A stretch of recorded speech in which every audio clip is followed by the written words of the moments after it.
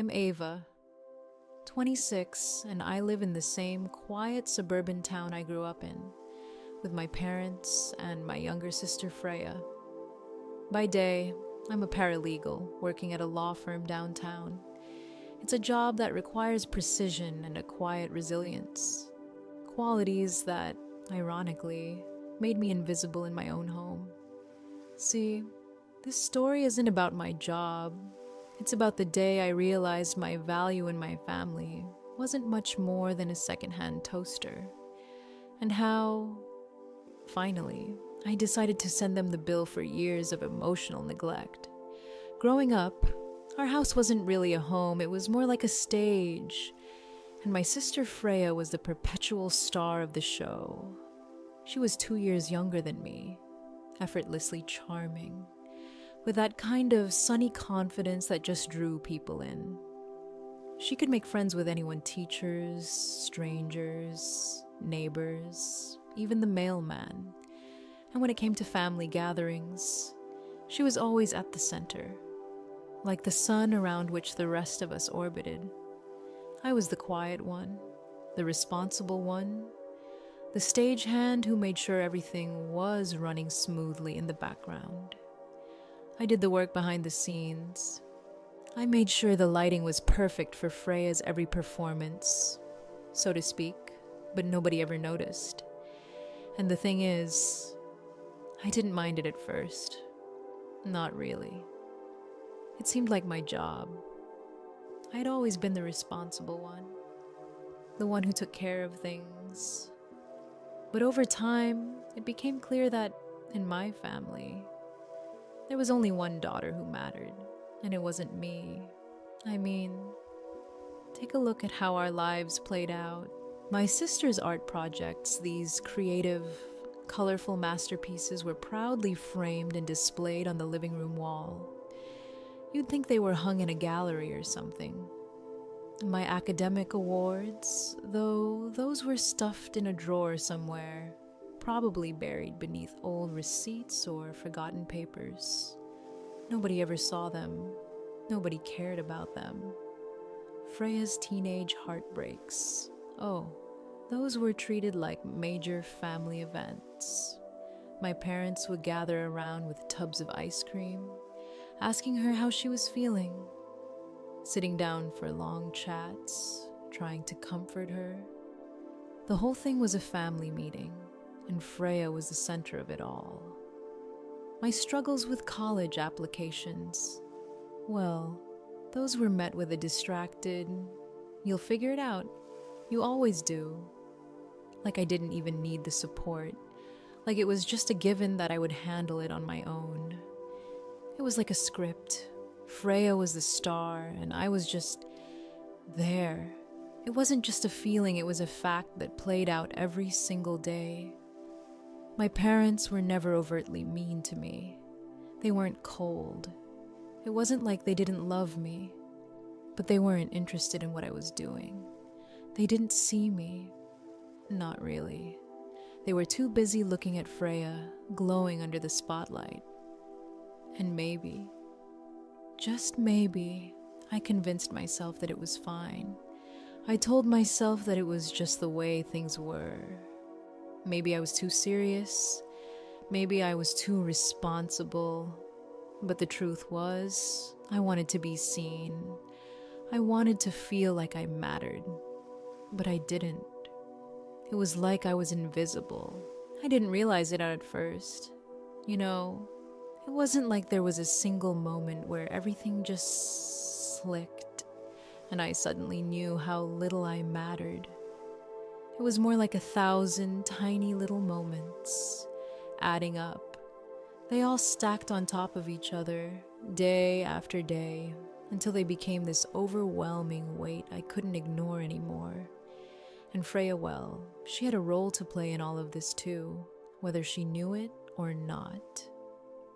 She wasn't malicious. She wasn't trying to steal the spotlight.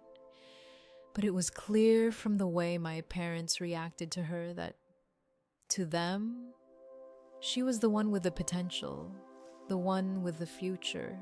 She could do no wrong. Everything she did was a step forward, no matter how small. And everything I did, well, it just wasn't as important. Freya was 2 years younger than me, but she was the one with the charm, the social media manager job, the growing follower count. She had the life everyone seemed to envy, at least in our family's eyes. She didn't really work that much, but she was always busy, always hustling. Freya's job was taking glamorous pictures of herself wearing the boutique's latest inventory. She'd post them on Instagram, tag the shop, and look like $1,000,000 doing it. I, on the other hand, had a career that demanded hours of research, tons of paperwork, and a lot of intellectual work that, quite frankly, felt like it was invisible. I was a paralegal, for goodness sake. It was a world of contracts, affidavits, case law, and deadlines. It was demanding. It required brain power. But it didn't get the attention. It didn't get the applause. And Freya, well, she didn't even have to break a sweat. Her life was a showcase. She lived at home, rent-free, with laundry magically appearing in her room and food always stocked in the fridge. My mom took care of everything for her, everything.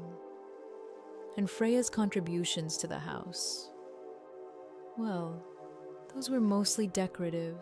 She was a presence, a luxury item to be admired, to be adored. I was the worker bee, the reliable one, the one who did all the behind-the-scenes work to keep everything running. I did the laundry, made sure the house was clean, cooked when needed, and paid rent. Rent. A contribution, my mother called it, but it felt more like an obligation, like a utility payment for the privilege of living in the house. My parents didn't really see my work. They didn't see how hard I was trying. It wasn't that they didn't care, I think they thought they did, but they just couldn't see me. Not in the way they saw Freya. Freya was a brand. She was the future, the one with the potential to make it big. She was the one who was going places. My dad adored her, and I mean adored her. He was a successful businessman who'd built a chain of hardware stores from scratch. He loved tangible things. He respected hard work, entrepreneurship, and success. In his eyes, Freya was already a brand. She had an online presence, a growing following, and that was success. But what about me? I was a paralegal, a job that was practical. It wasn't flashy. It wasn't something you'd tell people about at a party. My dad didn't see it as real success, not in the way he saw Freya's influencer career. And that, well, that stung. I was living at home, sure, but I was also contributing. I paid rent, I bought groceries, I paid for utilities. I did everything. And somehow, my parents never saw it.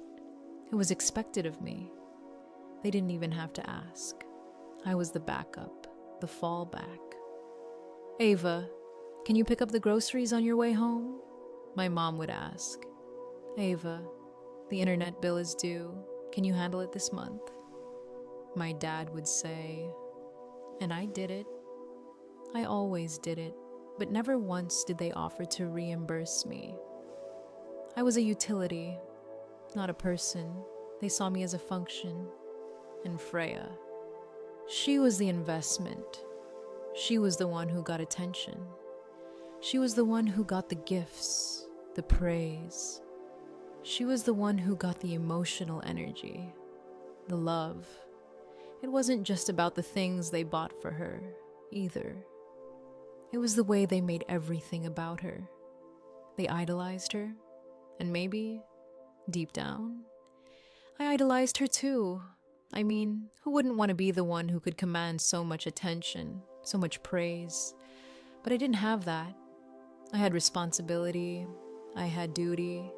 I had to make sure everything was running smoothly. And that was fine. I told myself it was fine. But as I got older, It didn't feel fine anymore. I didn't want to just be the responsible one. I didn't want to be invisible. I didn't want to be the person who had to make sure everything was in its place while Freya basked in the spotlight. I wanted more than that. But that's the thing about being invisible. It's hard to get noticed when no one's even looking for you. And as I watched Freya's life unfold, I started to realize something my entire life. I'd been the reliable one, the dependable one, the one who did the heavy lifting. And Freya, she was the one who got to take all the credit. She got the adoration, she got the admiration, she was the star. And I was just there. I had worked so hard to be responsible, to be the one who could always be counted on. But in the end, that wasn't enough. Being responsible didn't make me worthy in their eyes. It just made me useful, but not valuable. And that, right there, was when the cracks started to form. I wasn't just tired of being the background character in my own life. I was tired of being taken for granted. I was tired of being overlooked. And that's when I started to realize that the problem wasn't me. It was them. It was the way they saw me. Or rather, the way they didn't see me at all. They didn't value me. Not really. They valued what I could do for them. They valued my stability. They valued my responsibility, but they didn't see me. And that, I realized, was the heart of the problem. They didn't see me as a person. They saw me as a function. And Freya, well, she was the one who had always been the person, the one who got all the attention. But me, I was the one who kept everything running. I was the one they could rely on. And that wasn't enough for me anymore. The week of our birthdays was always a big deal in our house. I mean, Freya and I were only 3 days apart, so naturally, we had joint birthday celebrations. But it wasn't just any birthday dinner, it was the ultimate family showcase. A demonstration of everything we were and everything we weren't. Over the years, it had become less of a celebration and more of a carefully choreographed performance. My parents, especially, treated it like a spectacle. Freya was a star, and I was just the background. Always the responsible one, always in the shadows, always organizing everything for the grand event. This year, though, I didn't expect much. I never did. I had learned long ago not to expect anything grand. For my last birthday, I had gotten a sensible pair of work shoes and a gift card to a bookstore. Practical. That's what I was to them, a practical, reliable tool for the family. The week leading up to this birthday was all about Freya, my mom, and she spent days shopping for the perfect birthday outfit. My dad kept dropping hints about a big surprise he had for her, something life-changing that he just couldn't wait to reveal. The whole atmosphere was thick with excitement, but it wasn't for me. It wasn't ever for me. It was for Freya. The night of our joint birthday dinner arrived, and I felt like a ghost in my own life. The dining room was set with the good china, the silver polished and gleaming. My mom had made Freya's favorite meal, roast chicken with garlic mashed potatoes. It smelled amazing, but all I could think about was how, once again, I was expected to just play my part. I had done the dishes earlier, of course, because that's what I did. I was the one who kept the show running behind the scenes, making sure everything went smoothly.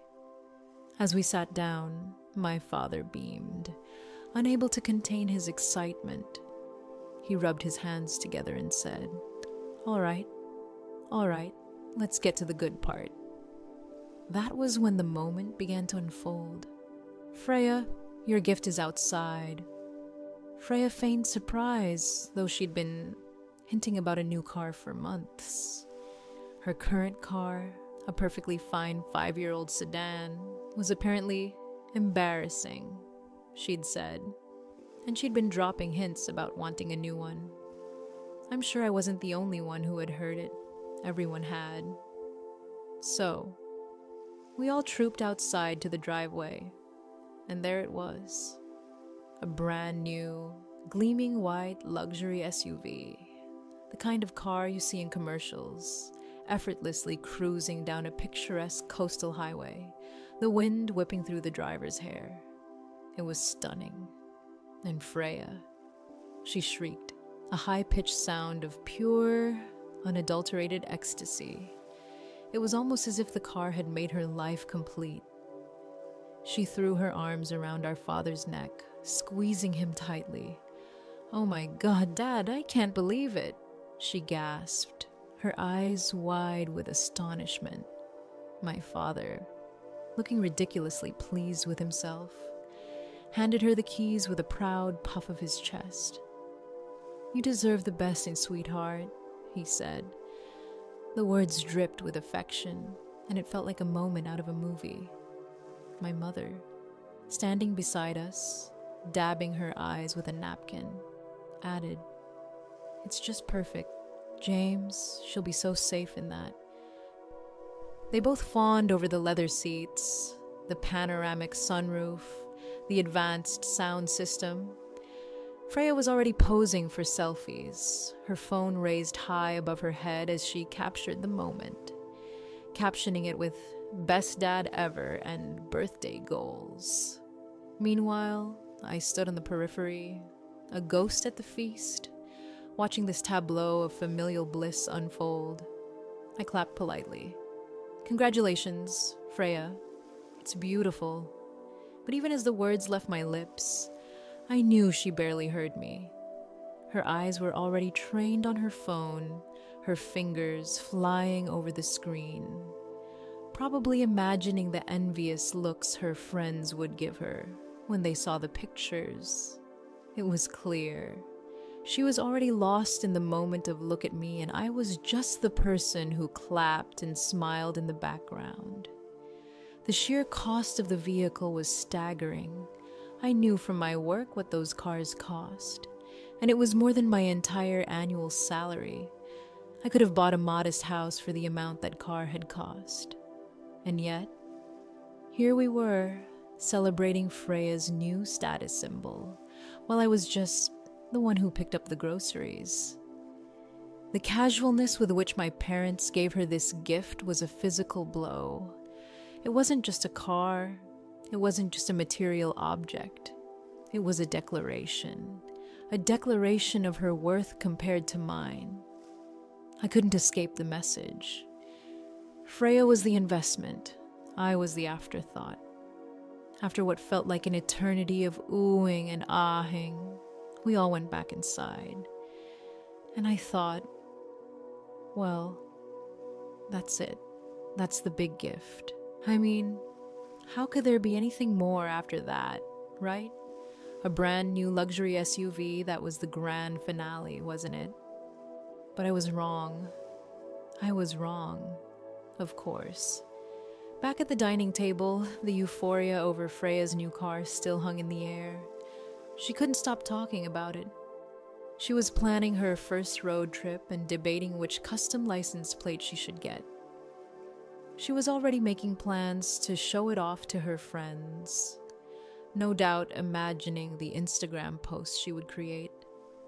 My dad was glowing, basking in the role of benevolent provider of dreams.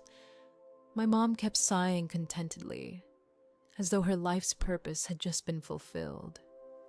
Meanwhile, I sat there, trying to blend into the wallpaper, and then, as if I hadn't already been reduced to the background, my mother turned to me. Her expression shifted from adoration to something more practical, something that almost seemed like an afterthought. "Oh, that's right," she said, almost as if it had just occurred to her. "Ava, we have a little something for you, too." She retrieved a box from the sideboard. It was clumsily wrapped in paper, and I could see that it had been retaped in several places. It looked like it had been a last-minute effort. I took the box, already feeling a familiar sense of dread pooling in my stomach. I knew, even before I tore off the paper, that this was not going to be a moment of pleasant surprise. My family didn't do pleasant surprises for me. They did practical obligations. I peeled back the paper slowly, almost too carefully. And there it was, a secondhand toaster.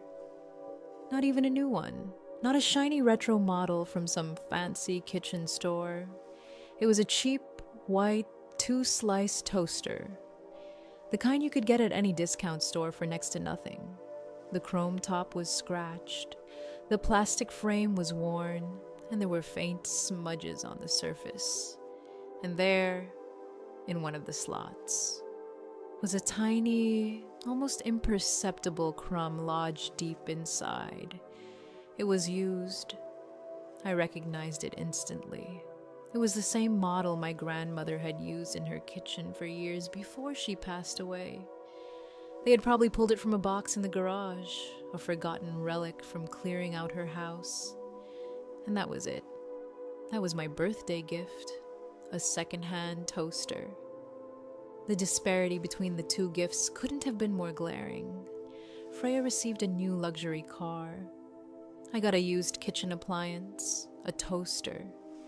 It was so absurd, so deeply humiliating that I was speechless. The contrast wasn't just stark, it was insulting.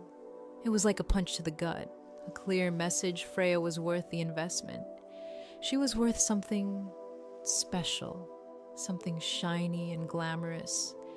But me, I was just an appliance, something to be used, something to perform a function. I stared at the toaster, feeling the weight of the moment crush me. My dad, still high from his grand gesture, didn't even seem to register the disparity. He just nodded, as though this was a perfectly reasonable gift for me. "There you go," he said. "Your old one was acting up, right?" It wasn't acting up. My toaster worked perfectly fine. It had never failed me. But it didn't matter. My mother's next comment was the one that truly twisted the knife. She laughed her light, tinkling laugh that had always grated on my nerves. "Now you can learn to cook something other than cereal for breakfast," she said. "Maybe you'll finally find a nice man if you learn your way around a kitchen." I wanted to scream. I wanted to tell her how ridiculous that was, how cruel, but I couldn't. I was too stunned. That one comment was the sum of everything I had ever heard from them about my life. In their eyes, my job at the law firm wasn't a career. It wasn't a success. It was just a placeholder. They saw it as something temporary, something I was doing until I found a husband and settled down. In their minds, my true purpose was to become a wife and a mother, not to build a career. And Freya, well, she was free to build her brand, her career, her life. But me, I was just here to serve, to cook, to be the responsible one. Freya, of course, wasn't even paying attention. She was scrolling through her phone, probably posting another picture of her new car. She looked up, rolled her eyes, and said, "Mom, nobody cares about cooking anymore." Her tone was dismissive. She wasn't defending me. She wasn't even paying attention to what was happening. All she cared about was herself. And that, right there, was when I truly realized what I was to them. I wasn't even a person. I was just a tool, a resource. And in that moment, something inside me broke. It wasn't loud. It wasn't dramatic. But I could feel it. A quiet, clean snap. I had spent so many years rationalizing their behavior, convincing myself that they just expressed love differently. I told myself that they relied on me, that they needed me to be stable, to be the one they could count on. But standing there, holding that secondhand toaster in my hands, I saw the truth for the first time. They didn't value me.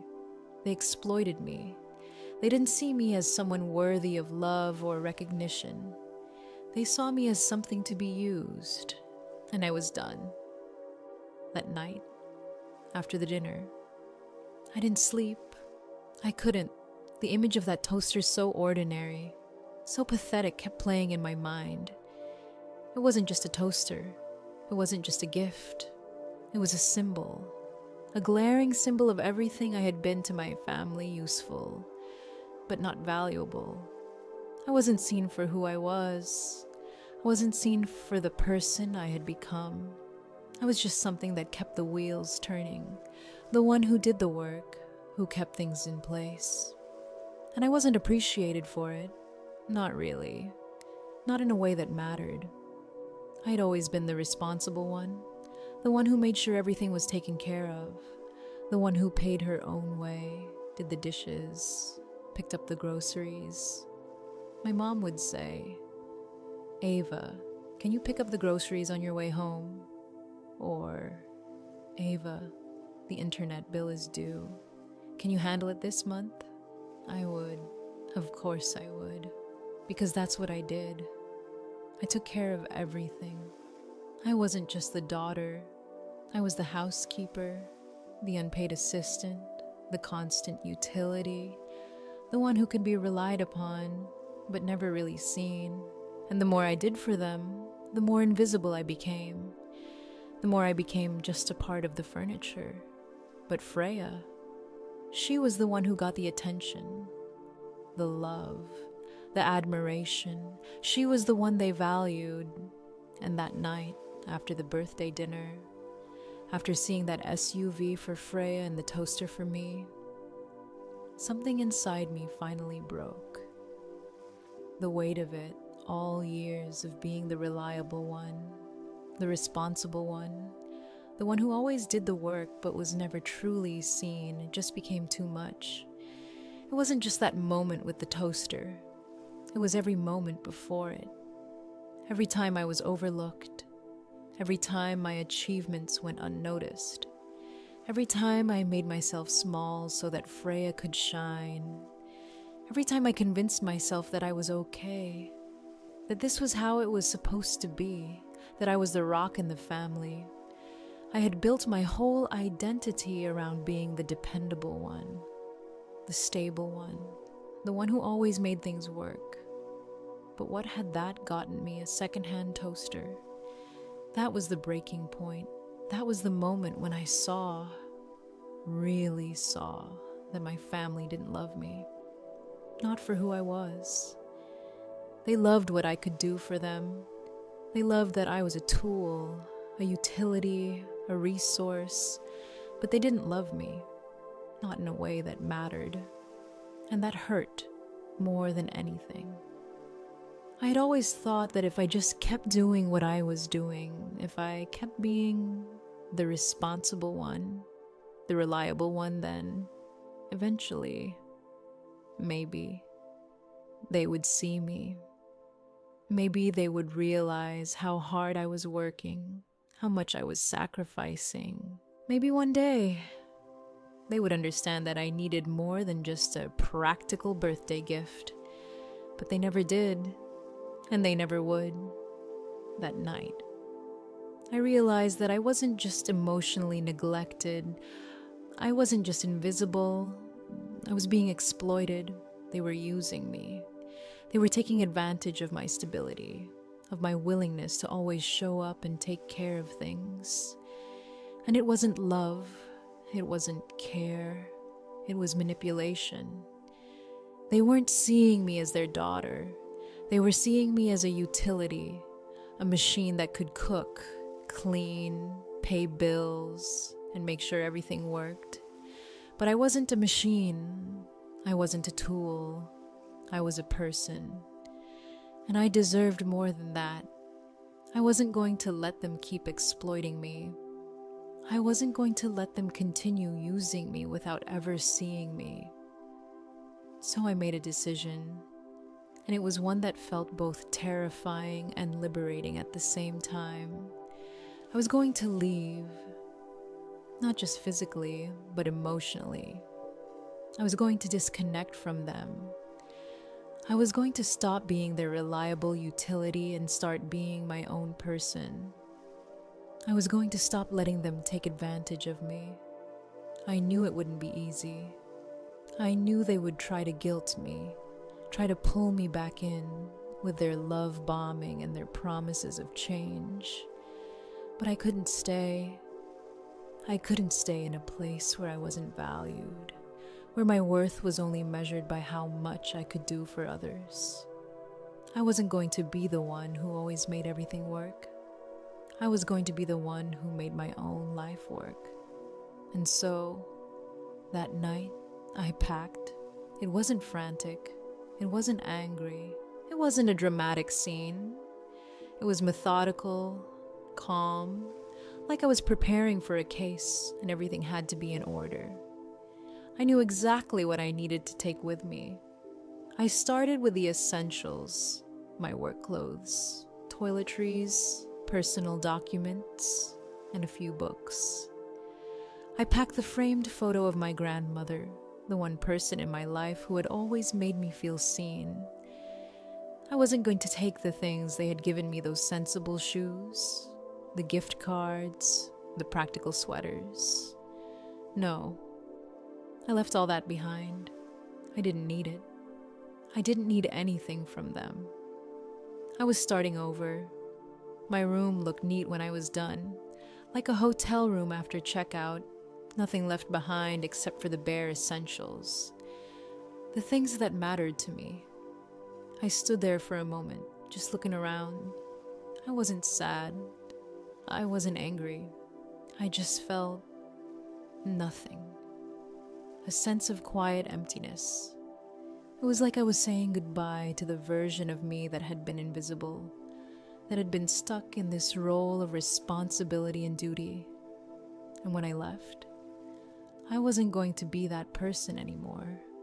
I was going to be something else. Someone else. I went downstairs. The house was quiet, just like it always was after a family dinner. My parents were still celebrating Freya's new car, probably making plans for their next adventure, unaware of the storm that had just passed through my mind. I took the toaster, that ridiculous secondhand toaster. I couldn't leave it behind.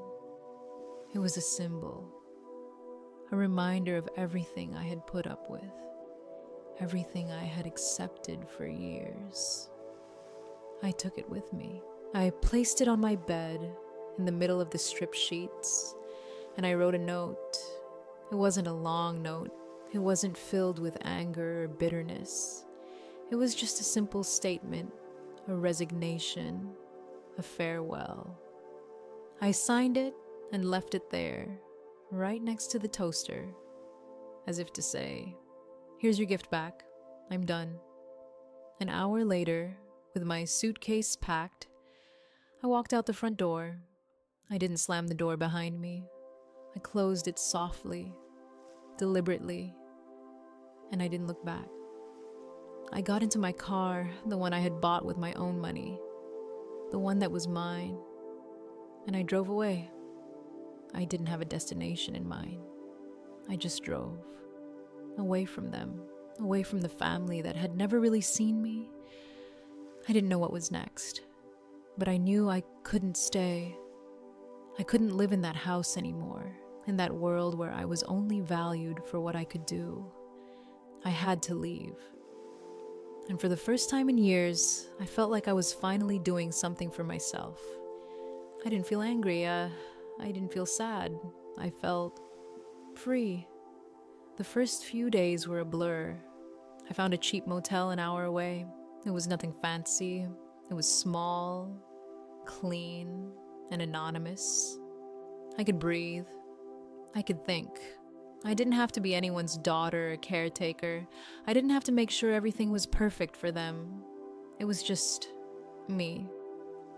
I woke up the next morning, and the silence in the room was absolute. It was a strange kind of peace. The only person I had to answer to was myself, and that felt like freedom.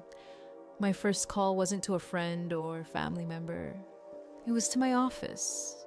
I spoke to Paul, my mentor at the firm. He asked if everything was okay, and I told him the truth. Everything is about to be, I said, and it felt true. I was going to be okay. I didn't know what was coming next. But for the first time in a long time, I wasn't afraid of it. As I settled into my new life, I tried to focus on the simple things, getting my bearings in a new town, setting up my new apartment, making sure I had everything I needed to start over. But even in the quiet moments, I couldn't shake the feeling that something was still wrong, something I had missed. There was this gnawing thought in the back of my mind, something I hadn't fully processed before I left. But now, it was impossible to ignore. It was about my savings. The money I had worked so hard for, the money I had set aside for my future. It had always been something I kept to myself. I never shared the details with my parents, not because I didn't trust them, but because it was mine, my safety net, my escape fund. I had always planned to move out, to have enough for a down payment on a house, to create the life I wanted without relying on anyone else. I never thought I would need it for anything else. But now, as I sat in my small apartment, the thought came back. What had happened to that money I had put so much into that joint savings account over the years? My parents had insisted on opening it when I was 16, telling me it was for my college fund. And it made sense at the time. They said we could all contribute to it and keep an eye on it together. So I trusted them. Every month, a portion of my paycheck went into that account. When I started working full-time after law school, I continued contributing. And when I moved back home at 26, I kept it up, saving aggressively, putting away money so that one day I could buy my own home. It wasn't a lot at once, but it added up. Over the years, I had put tens of thousands of dollars into that account. But now, sitting in my new apartment, I realized that something wasn't right. I couldn't explain why. But the thought of Freya's brand new luxury SUV kept nagging at me. My father owned a successful business. Sure, but he wasn't reckless with money. I knew that for a fact.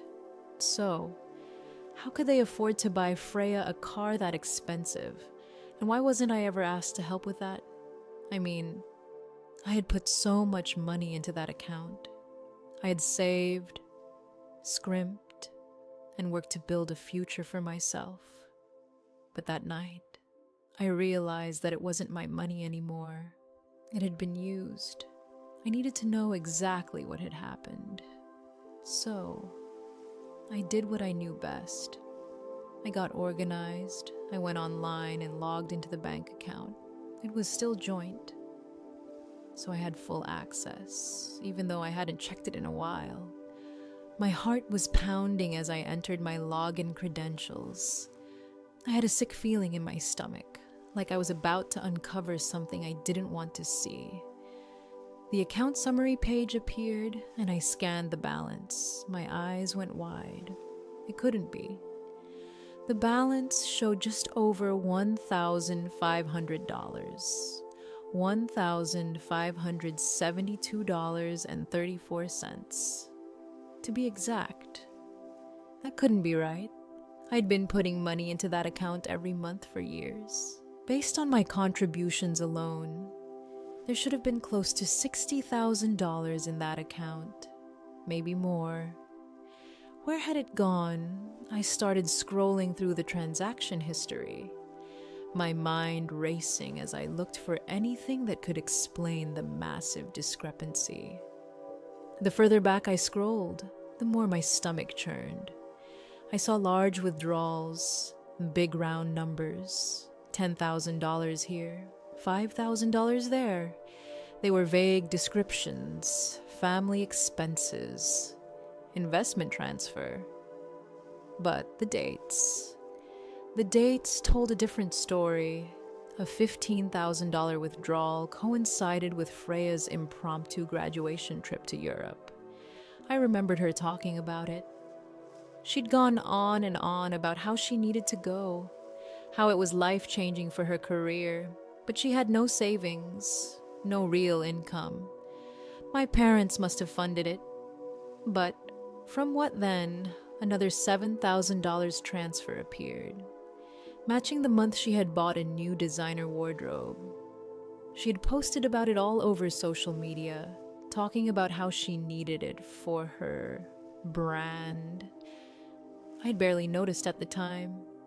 I hadn't even questioned where the money was coming from.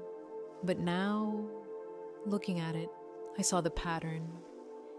She'd been living a life of luxury, funded by my money, but it didn't stop there. There was more.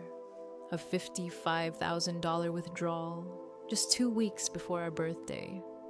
Automobile purchase. The description was simple, but the meaning was clear. My parents had bought Freya her luxury SUV with my money, my hard-earned savings. The money I had set aside for my future. They had taken it. They had used it to buy her a car. And they had never once told me. They had never even asked me. They had taken what was mine, without my knowledge or consent. And in exchange, they had given me a second-hand toaster. My hands were shaking as I scrolled through more of the transaction history. The further I dug, the clearer the picture became. My savings had been siphoned off, piece by piece over the years, to fund Freya's lavish lifestyle. They hadn't just dipped into my account a few times, they had systematically stolen from me. They had taken everything I had worked for, everything I had saved, and used it to fund her expensive clothes, her trips, her gadgets. All the while, I had been at home, paying rent, doing the chores, taking care of everything, while Freya lived a life of indulgence. My stomach was in knots as I thought back to all those years, all the times I had been told to pick up the groceries, to pay the bills, to handle the practical stuff. They had made me feel like I was doing my part. They had made me feel like I was contributing to the family, when all along they were draining me. But the worst part was that I hadn't even realized it. I hadn't seen it. I had been so focused on doing the right thing, on being the responsible one, that I hadn't noticed the theft happening right in front of me. But now, there it was, in black and white. The proof. I didn't feel angry, not yet. I felt something colder, something deeper. Betrayal. My family had betrayed me. They hadn't just neglected me emotionally. They hadn't just ignored my needs. They had stolen from me. They had taken what was mine and given it to Freya, who hadn't worked for it, who hadn't earned it. She hadn't even asked for it, but they had given it to her, and they had used my savings to do it. They had stolen my future to fund her present.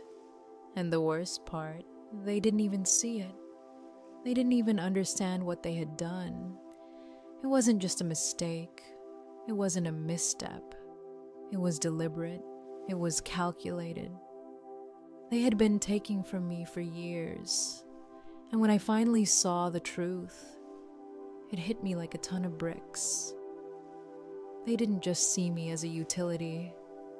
They saw me as a source of money, a bank they could raid whenever they needed it. and they had been doing it for years. I had been their backup, their safety net, the one who would always take care of everything. But I wasn't their priority. I wasn't their daughter. I was their bank. And that was the final betrayal. That was the moment I knew I couldn't go back. I couldn't let them continue to exploit me.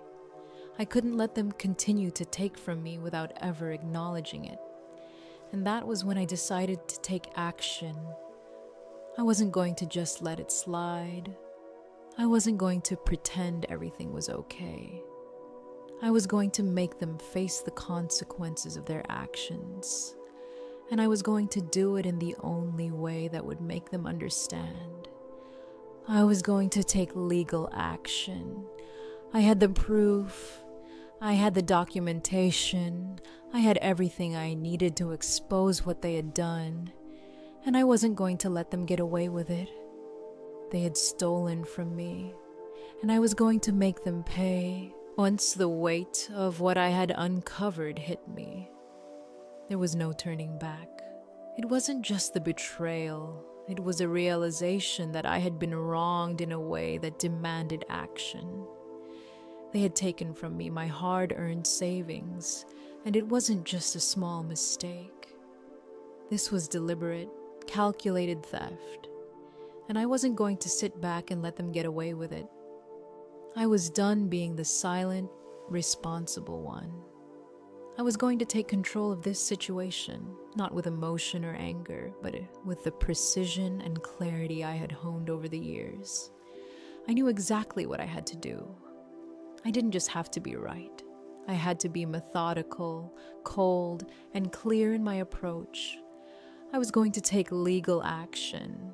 I had worked at a law firm long enough to know how to handle something like this. And I had the skills to do it. I wasn't just going to confront my family emotionally. I was going to confront them legally. I was going to make them face the consequences of their actions. My first call was to Paul, my mentor at the firm. I trusted him. I'd worked with him long enough to know that he wouldn't judge me for what I was about to do. He was a no-nonsense, practical man in his mid-40s, and he had always treated me like a peer, even when I was still learning the ropes. I needed him now more than ever. I needed someone who could help me organize everything, someone who could guide me through this process with the same professionalism that I used in my work. When I called him, I didn't need to explain much. He could hear the urgency in my voice, and I could tell he knew I was serious. Paul, I need your help. I'm going to send a demand letter to my family. I've discovered something, and I need to take action. There was a brief pause on the other end of the line. Paul didn't ask questions, didn't press me for details. He just said, "Let's meet. Bring everything you have."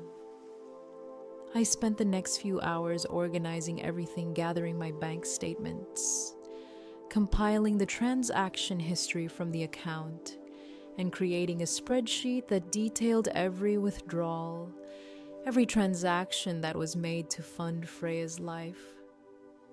It wasn't just the money I had put in, it was the whole picture: the European trip, the designer clothes, the luxury SUV. All of it was funded by my savings. I laid it out methodically, step by step. I felt the same focus I had when I worked on any case at the firm. This was no different. This was my case, and I was going to win. When I met with Paul, I had everything laid out in front of me.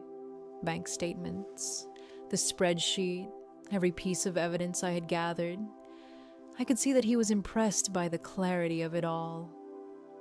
"This is solid," he said, scrolling through the documents. "You've done your homework. You have the proof." We spent the next few hours discussing the next steps. Paul helped me refine the language of the demand letter. It had to be precise, no emotion, just the facts. We had to make sure that my family understood this wasn't a request for reconciliation. This was a demand for repayment. This was about restitution. I wasn't asking for forgiveness. I was asking for my money back.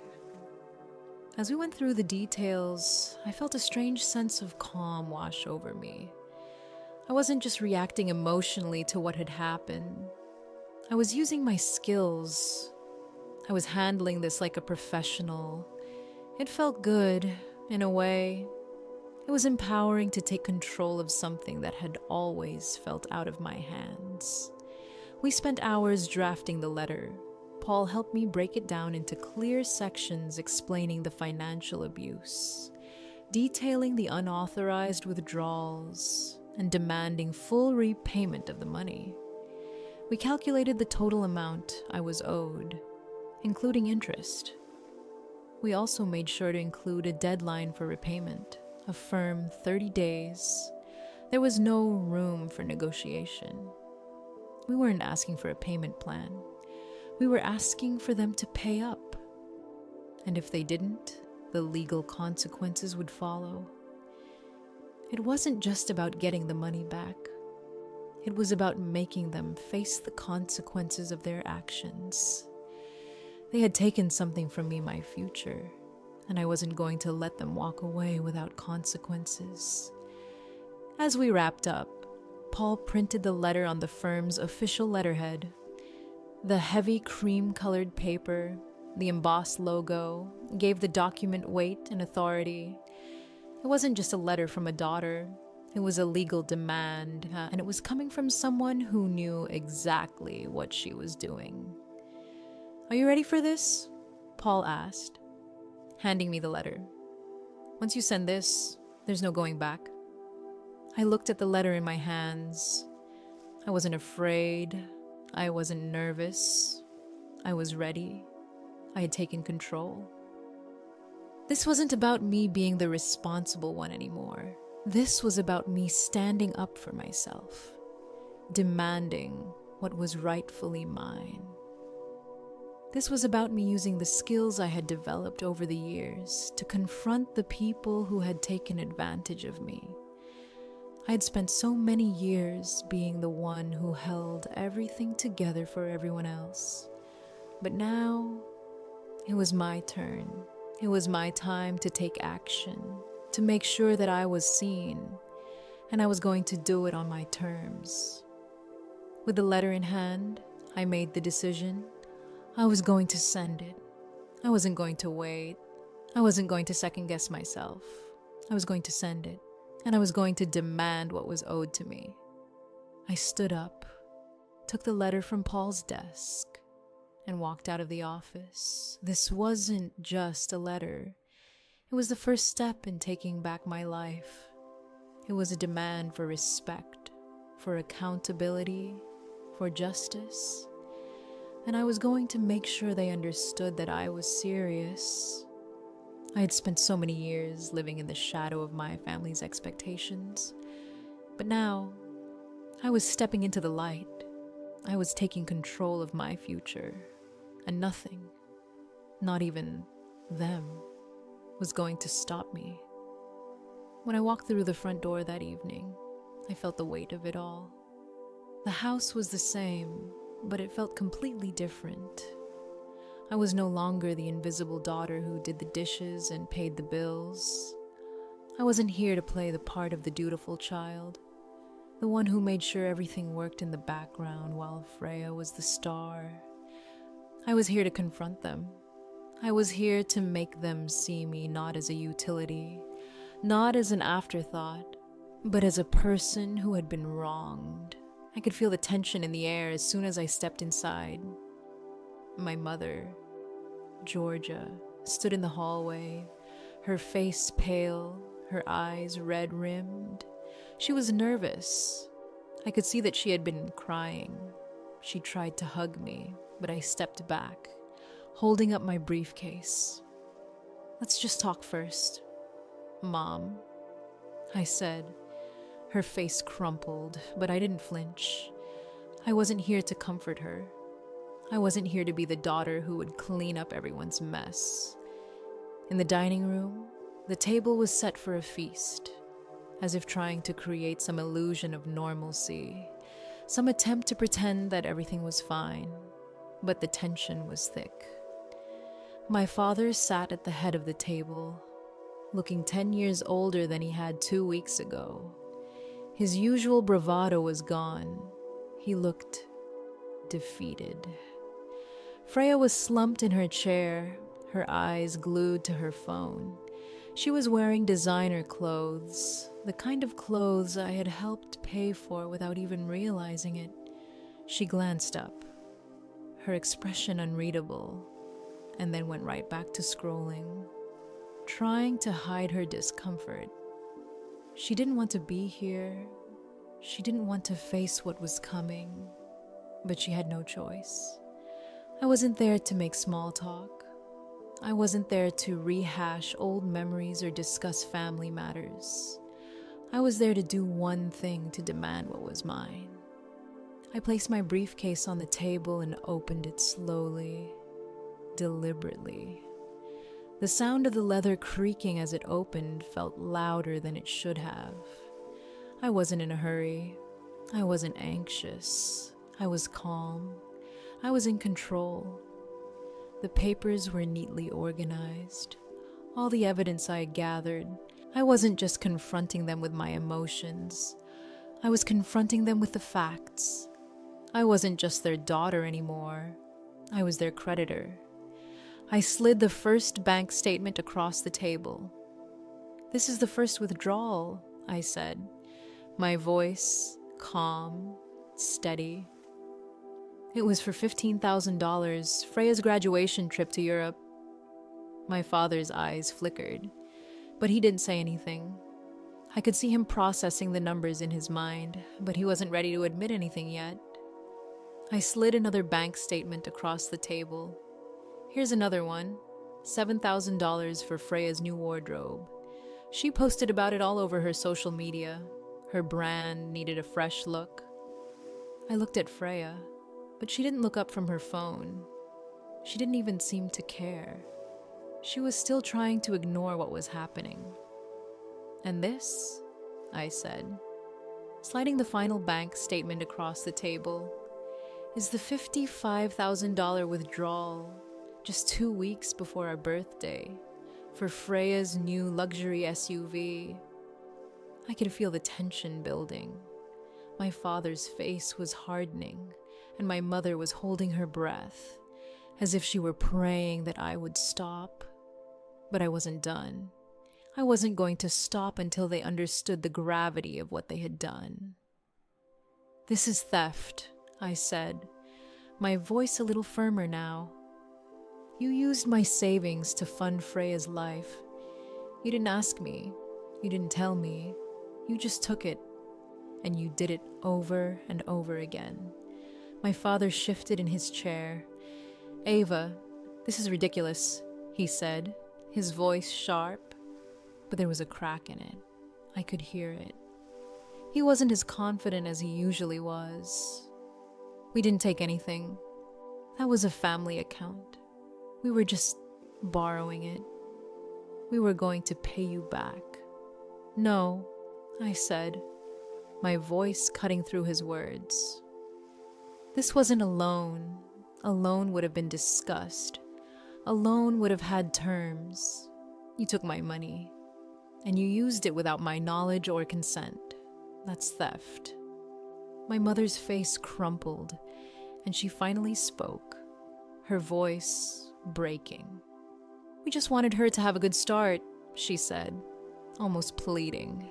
"She's so creative, so vibrant. She needed these things to build her brand, to build her career." She was still trying to justify it.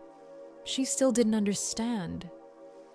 "You didn't ask me for help, Mom," I said, looking her straight in the eye. "You didn't think about me. You just took from me." "Freya," I turned to her, "did you ever wonder where all this money was coming from? Did you ever think to ask how you could afford a luxury SUV on a social media manager's salary? Or did you just not care as long as you got what you wanted? Freya finally looked up from her phone, her face flushed with guilt. She stammered, I thought they were just helping me out. I didn't know it was your money." "You knew," I said flatly. "You knew I was saving every penny I made. You knew I was living at home to build a future for myself. You just didn't care." My father was quiet now, his eyes fixed on the documents I had laid out. His earlier anger was gone, replaced by a look of confusion and disbelief. He didn't know what to say. He had no words to justify it anymore. He had been caught. My mother's tears had stopped. She just sat there, staring at the papers in front of her, unable to speak. The only sound in the room was the quiet ticking of the clock on the wall. The fight was over. There was no more denying it. They had taken from me, and now they had to face it. "I want restitution," I said, my voice firm. "I want every penny of what you took from me, plus interest, and I want it within 30 days. I pulled the demand letter from my briefcase and placed it in front of my father. "This is your only way out of a lawsuit. You will sell the SUV. That will cover the initial lump sum. The business can cover the rest. If you don't pay, I will file a lawsuit. It will be public, and everyone will know what you did."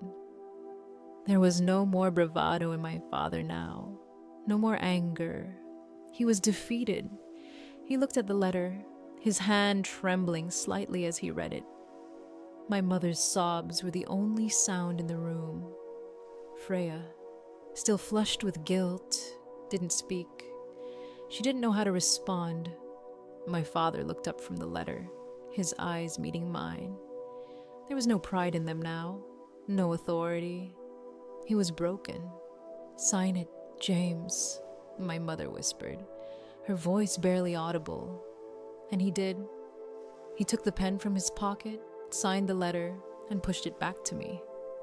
The signature was shaky, but it was there. The moment was final. The power had shifted. For the first time, I wasn't the invisible daughter. I wasn't the one who had to take care of everything. I was the one in control now. I had taken back what was mine, and I had done it with dignity. I wasn't the utility anymore. I was Ava, and they were going to face the consequences. As I look back now, I can't help but feel a sense of peace. It's not about the money. It's not about the toaster. It's about the realization that I finally stood up for myself. I reclaimed my worth not just in my family's eyes, but in my own. For so long, I had lived in the shadows, hiding behind responsibility and duty, thinking that if I just kept doing what was expected of me, eventually I'd be seen. But what I didn't realize was that I didn't need to be seen by them. I needed to see myself. I needed to value myself. And once I did that, everything changed. I left behind a life where I was taken for granted and stepped into a life where I was in control. I built my own home, my own future. I built a life that reflected who I truly was, not the person they expected me to be. Professionally, I have grown too.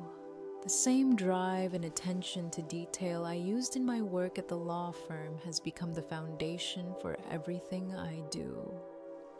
I'm not just surviving anymore, I'm thriving.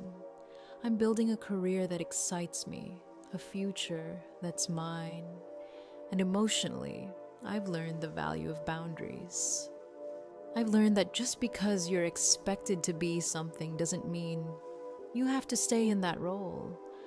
I learned that it's okay to walk away from people who don't see you for who you really are. The hardest part of this journey wasn't the betrayal. It was the courage to finally walk away from the people who had never truly seen me. But once I did, I realized that the strength I needed was always inside me. If you're in a situation where you feel overlooked or undervalued, remember this: your worth isn't determined by others. It's something you define for yourself. If you found any part of my story empowering, don't forget to like and subscribe for more stories of reclaiming strength and taking control of your life. You deserve to be seen, to be heard, and to be valued. And I hope that wherever you are, you remember that your future is in your hands.